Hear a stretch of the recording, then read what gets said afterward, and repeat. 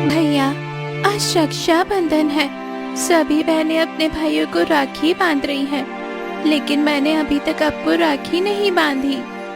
राधिका, मेरी बहन, अगर आज हमारे माँ बाप जिंदा होते तो हम भी दूसरे भाई बहनों की तरह रक्षाबंधन मना रहे होते। लेकिन तू उदास मत हो, मेरे पास 10 रुपए हैं, मैं उसकी राखी लेकर आता हूँ। तू यहीं बैठ, कहीं जाना मत। सुमित अपनी छोटी बहन राधिका को सड़क के किनारे बिठाकर भीख मांगे हुए 10 रुपए से राखी लेने के लिए चला जाता है। सुमित और राधिका के माता पिता की मृत्यु एक सड़क घटना में हो गई थी, जिसके चलते अब दोनों बच्चे अनाथ हो जाते हैं और सड़कों पर सोकर लोगों से भीख मांगकर अपना पेट भरते हैं। राधिका काफी देर तक सड़क पर बैठे हुए अपने भाई का इंतजार करती है, लेकिन सुमित नहीं आता, जिसके चलते राधिका सुमित को ढूंढने के लिए निकल जाती है। वहीं सुमित थोड़ी देर बाद वहां आता है और राधिका को न पाकर काफी ज्यादा परेशान होने लगता है। राधिका, मेरी बहन कहाँ चली गई? राधिका, कहाँ हो तुम? सुमित राधिका को ढूंढकर परेशान हो गया था। वहीं बेचारी छोटी सी राधिका खो जाती है और सड़क के किनारे बैठकर रोने लगती है। भैया, भैया आप कहाँ हो? भैया आप कहाँ हो? भैया आप आ जाओ ना। राधिका सड़क किनारे बैठकर काफी देर से रो रही होती है, जिसे देख शालिनी और महेश नाम के 2 पति पत्नी राधिका के पास में आते हैं। अरे बेटा, कौन हो तुम? क्या हुआ तुम्हें? मेरा नाम राधिका है और मैं खो गई हूँ। अब हम क्या करें जी? ये भगवान का कोई इशारा है। औलाद ना होने पर आज हम अनाथ आश्रम से एक बच्ची को गोद लेने के लिए जा रहे थे और आज ही ये बच्ची हमें मिली। औलाद न होने की वजह से महेश शालिनी काफी ज्यादा परेशान थे, इसलिए अब वो राधिका को गोद ले लेते हैं और अब राधिका ऐशो आराम से पलती है। वहीं बेचारा सुमित राधिका को ढूंढ कर काफी परेशान हो चुका था और अब सुमित ढाबे पर साफ सफाई का काम करता था। बढ़ती उम्र के साथ साथ राधिका अपने भाई को धीरे धीरे भूलने लगती है, लेकिन सुमित हर दिन अपनी बहन राधिका को याद करता है। अरे संकेत, आज तुझे ढाबे पर आने में बड़ी देर हो गई। पता है सुबह से कितने सारे कस्टमर आ रहे हैं। तुझे याद नहीं क्या? आज रक्षाबंधन है। ये देख, मेरी बहन ने कितनी सुंदर राखी बांधी है। ये राखी उसने खुद अपने हाथों से बनाई है। आज रक्षाबंधन है, ये दिन मैं कैसे भूल गया। इसी दिन तो मैं अपनी बहन से बिछड़ा था। अगर आज मेरी बहन मेरे पास होती तो मुझे इस रक्षाबंधन पर अपनी ये सूनी कलाई लेकर नहीं घूमनी पड़ती। जहाँ सुमित रक्षाबंधन पर अपनी बहन को याद करके काफी ज्यादा उदास होता है, वहीं दूसरी तरफ उषा, तेरा ये गोल्ड ब्रेसलेट तो काफी ज्यादा सुंदर लग रहा है। लगता है तेरे बॉयफ्रेंड ने तुझे दिया है। अरे बंगली, बॉयफ्रेंड ने नहीं, भाई ने दिया है। आज रक्षाबंधन था ना, उसी का तोहफा है ये। राधिका को भले ही कुछ भी याद नहीं था, लेकिन हर रक्षाबंधन पर राधिका को भी हमेशा एक भाई की कमी सताती थी। ऐसे ही कुछ समय गुजर जाता है। राधिका हर रोज की तरह कॉलेज से घर लौट रही होती है कि तभी एक सुनसान सड़क पर राधिका की गाड़ी खराब हो जाती है।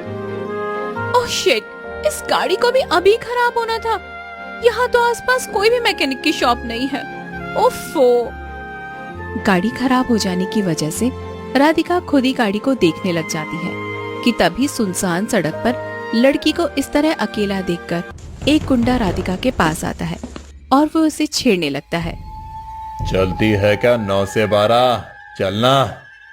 ए, जानते भी हो मैं कौन हूँ? 2 मिनट नहीं लगेंगे मुझे तुझे अंदर करवाने में, समझा ना? दूर हट यहाँ से। ऐसी भी क्या नाराजगी जाने मन। वो गुंडा राधिका का हाथ पकड़कर उसे परेशान करने लगता है कि तभी वहाँ से ढाबे के लिए मंडी से सब्जियां लेकर सुमित गुजर रहा होता है, जो उस गुंडे को राधिका को परेशान करते हुए देख लेता है, जिसे देख सुमित भागता हुआ उसके पास जाता है। कौन है तू और क्यों परेशान कर रहा है इन्हें? कौन है बे तू? मैं इसे परेशान करूं या कुछ भी करूं, तू होता कौन है इसका? भाई, लगता है तू ऐसे नहीं मानने वाला। इतना कहकर सुमित उस गुंडे को बहुत मारता है जिसके चलते वो गुंडा वहाँ से भाग जाता है। आपका बहुत बहुत शुक्रिया।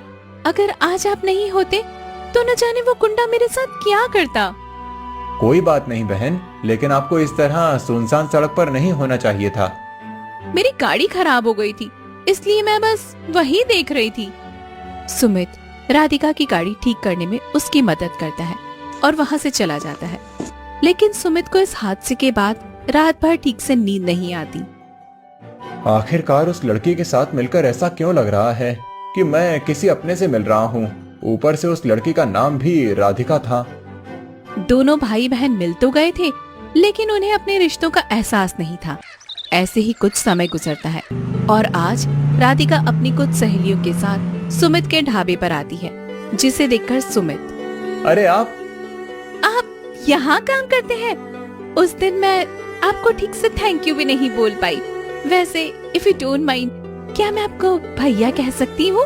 हाँ, क्यों नहीं, जरूर। राधिका का सुमित को इस तरह भाई बोलना सुमित को काफी ज्यादा अच्छा लगता है, जिसके बाद अब धीरे धीरे राधिका और सुमित में बातचीत बढ़ने लगती है और अक्सर राधिका सुमित से मिलने उसके छोटे से घर पर भी आया करती थी। भैया, आप अकेले रहते हो? आपका परिवार कहाँ है? राधिका के पूछने पर सुमित अपने साथ हुई बचपन की घटना को राधिका को बताता है। उस घटना में मेरे माँ बाप तो भगवान को प्यारे हो गए, लेकिन ना जाने मेरी बहन कहाँ चली गई। पता है, आज तक ऐसा कोई भी दिन नहीं गया जिस दिन मैंने अपनी बहन को याद ना किया हो। भैया, आपकी बहन जहाँ भी होगी खुशी होगी। अगर वो आपके पास नहीं है तो क्या हुआ, मैं हूँ ना आपके पास। राधिका और सुमित एक दूसरे को दिल से अपना भाई बहन मानने लगे थे। ऐसे ही कुछ समय गुजरता है और एक बार फिर रक्षाबंधन आने वाला होता है, जिसके चलते राधिका इस बार अपने हाथों से सुमित के लिए राखी बनाती है। मेरा ये पहला रक्षाबंधन है। सुमित भैया मेरी राखी देख के ना बहुत खुश हो जाएंगे। ऐसे ही थोड़ा समय और गुजरता है और आज रक्षाबंधन का त्योहार होता है। सुमित राधिका से राखी बंधवाने के लिए राधिका के घर आता है, लेकिन जैसे ही सुमित घर आता है तो हॉल में लगी अपनी बहन की बचपन की फोटो को देखता है। ये फोटो तो मेरी बहन राधिका की है, लेकिन ये इस घर में क्या कर रही है? सुमित भैया, आप आ गए। मैं कब से आपका इंतजार कर रही थी। राधिका, ये फोटो? मेरे भैया, मेरे प्यारे भैया। राधिका की बात सुनकर सुमित यह समझ जाता है कि राधिका ही उसके बचपन की बिछड़ी हुई बहन है। राधिका, मेरी बहन, इतने दिनों तक मैं तुझसे मिलता रहा और ये भी नहीं पहचान पाया कि तू ही मेरी बहन है। सुमित की बात सुनकर राधिका कुछ समझ नहीं पाती। इससे पहले ही वहाँ पर शालिनी और महेश भी आ जाते हैं, जिन्हें देखकर सुमित, ये वही लोग हैं ना जिन्होंने तुम्हें आज तक पाल पोस कर बड़ा किया।